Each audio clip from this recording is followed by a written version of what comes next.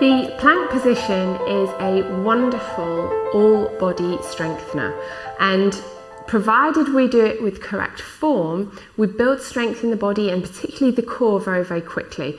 So in this tip, I wanted to show you correct plank form, either in the forearm plank or the full plank. So we'll start with the forearm plank. So you're going to come onto your mat, take the elbows down underneath the shoulders, and you can clasp the hands, weights over the forearms, or you can have the palms flat on the floor. It's personal preference, up to you. I prefer to clasp my hands. And then from there, you're going to come up onto the toes, keeping the feet hip width apart to start with, and press back through your heels. Pulling the tummy in nice and tight, weight is over the forearms, but you're pressing back through the heels, and you're keeping a nice long neck, so you're not hanging the head or looking forwards. You're keeping the neck long in line with the spine, pulling the tummy in and opening the shoulder blades. And then you're going to hold in that position. If that's too much to start with, you can do exactly the same. Come up into that position, but lower the knees down and release the toes. You're still working your core in this position, provided you don't stick the bottom back and transfer the weight further towards your feet. So keep the body in that position, and you can hold with the knees down if necessary. Okay.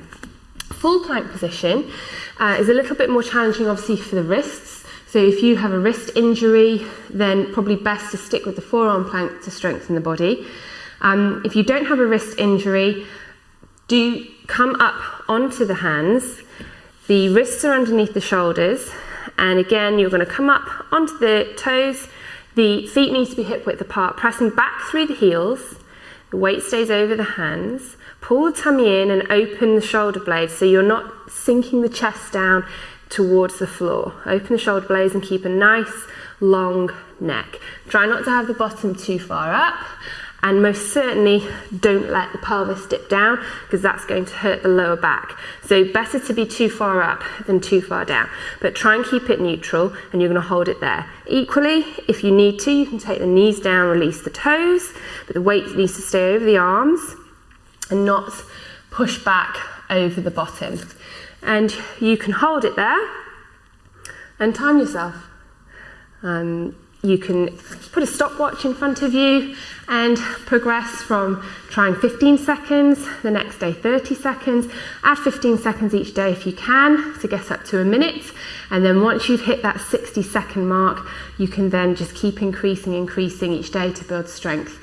It may well feel a little bit uncomfortable in the wrists to begin with if you're in that full plank position. So after you've done the full plank position, you've held it there for a little while, you can come into this position, the wrist relief position, back to the hands together, release the elbows down, and just sit in that position after you've done your plank, just to let the wrists have a break.